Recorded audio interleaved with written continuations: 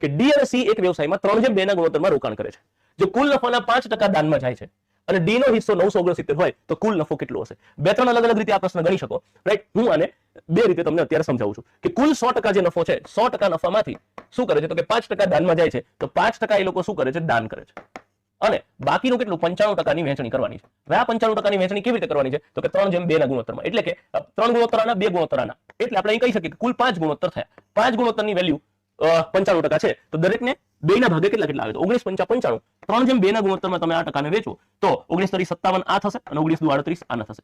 બે વ્યક્તિને આને 57% મળશે અને 38% મળશે અને 5% તમે દાનમાં આપો છો. હવે 83 મુકાશે કેવી રીતે? ડી નો હિસ્સો 969 છે, તો ડી ને કેટલા મળે છે? 3 ગુણોત્તર, એટલે કે 57%. તો તમે 83 મૂકો કે ભાઈ 57% એ 969 હોય 969, તો કુલ નફો પૂછ્યો છે, એટલે કે 100% ની વેલ્યુ કેટલી થાય? સાદુરૂપ આપો, 100 ગુણ્યા 969 ભાગ્યા 57%. અહીંયા ડાયરેક્ટ મને 57 ના ઘડિયામાં કેટલે આવે છે એ કદાચ નથી દેખાતું. 17 5 85 17 છે દૂરે, તો જવાબ આવે છે 1700. પણ આ તો હું આ ડાયરેક્ટ મને દેખાણું, એટલે ના દેખાણું હોય તો આના ભાગ પાડવા પડે. 19 તરી 57, 3 છેદ ઉડાડો તો અહીંયા ઉડશે 3 તરી 9, 3 દુ 6, 3 તરી 9. 19 છેદ ઉડાડો, 19 છેદ ઉડાડો તો અહીંયા 19 એકા 19 અને 19 7 133, 17 ગુણ્યા 100, તો તમારો જવાબ આવશે 1700. 1700. ડી અને સી એક ધંધામાં 3:2 ના ગુણોત્તરમાં રોકાણ કરે છે. કુલ નફાના 5% દાનમાં જાય છે અને ડી નો નફો આટલો હોય તો કુલ નફો કેટલો હશે? હવે હું તમને શું કહું છું કે આ ડી છે, સી છે અને અહીંયા છે દાન. હા ને? ટોટલ કેટલા છે આપણી દુનિયા પ્રમાણે? 100 રૂપિયાનો માનો કે આ પેઢીએ નફો કર્યો, તો સૌથી પહેલા 5 રૂપિયા દાન આપી દઈશું. હવે આ બે પાસે કેટલા રૂપિયા વધે? 95. એના ભાગ પાડશે.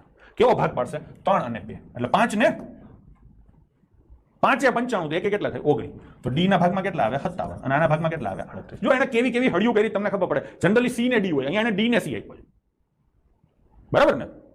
ચલો, તો ડી સી અને દાન થઈ ગયું. હવે એને શું કીધું છે? ડી નો નફો 969 છે, તો કુલ નફો કેટલો થઈ ગયો? નહીં, આના કરતા આ કેટલા ગણું છે? તો કે 7 ને કેટલા ગુણ્યા તો 9 આવે 7. આના કરતા આ 17 ગણું છે, તો અહીંયા 17 ગણો નફો થાય. એટલે સમજાણું ને? 17 ગણો. બાકી બાહુબલી જેને ફાવતો હોય એને તો કોઈ વાંધો જ નથી. 57 ને હતું 49 અને 5 એકા 5, આ બાહુબલી થઈ ગયું. બાકી છેલ્લા આંકડા જે થાય આપણા કરતા એની દુનિયા 17 ગણી છે, અહીંયા 100 છે તો અહીંયા 1700 આવે, તો કુલ નફો કેટલો હશે બાળકો? 1700.